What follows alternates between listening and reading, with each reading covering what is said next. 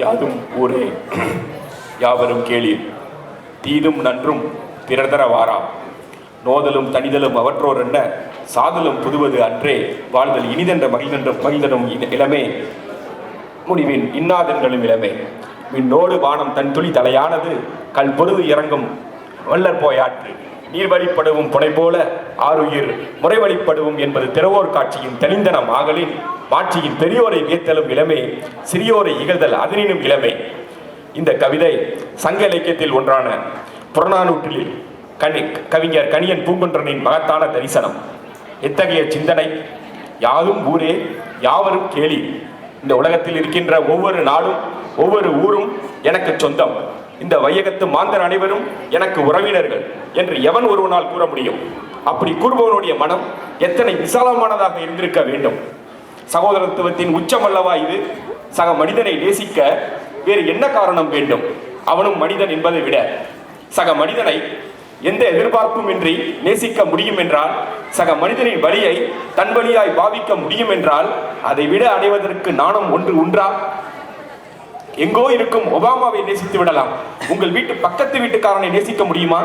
இந்த கேள்வியோடு தானே டாஸ்டோவெஸ்கி ரஷ்யாவின் தெருக்களில் அலைந்தான். பா சிங்காரத்தின் பாண்டியன் மலேசியாவின் வீதிகளில் திரிந்தான். கவிஞன் மேலும் கூறுகின்றான், துன்பமும் இன்பமும் நமக்கு நாமே ஏற்படுத்திக் கொள்பவை, துன்பமும் அவற்றுக்கான தீர்வும் நம்மிடமே தோன்றுகின்றன.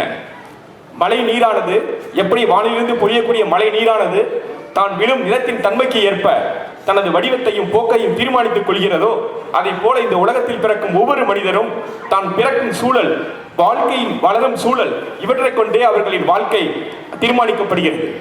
இத்தகைய இவ்வாறான வாழ்க்கையில் உயர்ந்த நிலையில் இருக்கும் மனிதரை கண்டு புகழ்வதும், தாழ்ந்த நிலையில் வாழ்ந்து கொண்டிருக்கும் மனிதர்களை ஏளனம் செய்வதும் இழிவானது என்கிறான் கணியன் பூங்குன்றன். சக மனிதர்களை எந்த முன்முடிவும் இன்றி எந்த பாரபட்சமும் இன்றி நேசிக்க சொல்லும் இந்த கவிதை சிந்தனை போல் சிறந்த இந்த கவிதை சிந்தனையை விட சிறந்த சித்தாந்தம் இந்த பூமியில் உண்டா? எண்ணி பாருங்கள். இத்தகைய பண்பாட்டை, கலாச்சார வளத்தை, நாகரிகத்தை 2000 ஆண்டுகளுக்கு முன்பே தன்னகத்தை கொண்ட தம் தாய்மொழியாம் தமிழ்மொழியை வணங்கி உங்களை எல்லாம் இந்த பொங்கல் திருநாள் விழாவிற்கு வரவேற்பதில் பெருமகிழ்ச்சி அடைகின்றேன். ஆயிரம் கரங்கள் நீட்டி அணைக்கின்ற தாயை போற்றி, அருள் பொங்கும் முகத்தை காட்டி இருள் நீக்கும் தந்தாய் போற்றி என்று கண்ணுக்கு தெரிந்த கடவுளான சூரியனை வணங்கி உங்கள் அனைவரையும் இந்த 21ஆம் நூற்றாண்டின் 21ஆம் பொங்கல் நிகழ்ச்சிக்கு வருக வருக என வரவேற்கிறோம். சீனாவிற்கு தற்காப்பு கலையை கற்றுக் கொடுத்த போதி தர்மர் ஒரு தமிழர், பல்லவ இளவரசர் என்று 7ஆம் அறிவு சொன்னது. அது ஒரு சர்ச்சைக்குரிய விஷயமாக இருந்தாலும் சர்வ நிச்சயமான ஒன்றை நம் தொல்பொருள் ஆராய்ச்சியாளர்கள் கண்டுபிடித்துள்ளார்கள். திருநெல்வேலியிலிருந்து 24 கிலோமீட்டர் தூரத்தில் உள்ள ஆதிச்சநல்லூர் அப்படிங்கிற கிராமம், பக்கத்தில் இருக்கிற தாமிரபரணி ஆற்றில் ஒரு மேடு கண்டுபிடிக்கப்பட்டுள்ளது.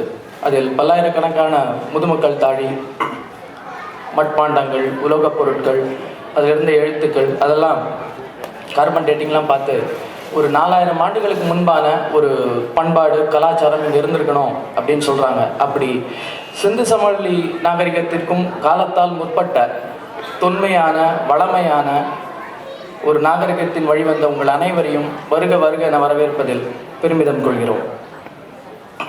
இந்த டோக்கியோ பொங்கல் திருநாள் நிகழ்ச்சிக்கு வயது 21. 21 ஆண்டுகளாக ஒரு நிகழ்ச்சியை தொடர்ந்து நடத்துவது என்பது எளிதான காரியம் அல்ல. தொடங்கிய போது இருந்த உத்வேகத்துடன் இந்த நிகழ்ச்சியை தொடர்ந்து நடத்துவதற்கு மிகப்பெரிய உழைப்பும் கடின முயற்சியும் அடங்கியுள்ளது. அத்தகைய உழைப்பையும் முயற்சியையும் வழங்கி வரும் பொங்கல் குழுவினருக்கு நமது நன்றியை தெரிவித்துக் கொள்ள கடமைப்பட்டுள்ளோம். இன்றைய நிகழ்ச்சியில் காலை அமர்வில் டோக்கியோ வாழ் தமிழர்களின் பல்வேறு கலை நிகழ்ச்சிகளும், அதைத் தொடர்ந்து மகிழ்ச்சியூட்டும் மதிய உணவை நமது கோவிந்தா ஜப்பான்ஸ் அவர்கள் வழங்க இருக்கிறார்கள். அதைத் தொடர்ந்து மாலை அமர்வில் நகைச்சுவையின் சொத்து மதுரை முத்து அவர்கள் வழங்கும் ஸ்டாண்டப் காமெடி நிகழ்ச்சி, அதைத் தொடர்ந்து சென்னையில் பிரபல இசைக்குழுவை நடத்தி வரும் அஜய் அவர்களின் கிட்டார் மிமிக்ரி, அதைத் தொடர்ந்து பிங்கோ நிகழ்ச்சி என்று பல்வேறு கலை நிகழ்ச்சிகளை கண்டுகளிக்க இருக்கின்றோம். உங்களுடைய கைத்தட்டல்கள் இந்த நிகழ்ச்சியை மேலும் சிறப்படைய உதவும் என்பதால் உங்களுடைய ஊக்கத்தை அளிக்க வேண்டி விரும்பி கேட்டுக்கொள்கிறோம்.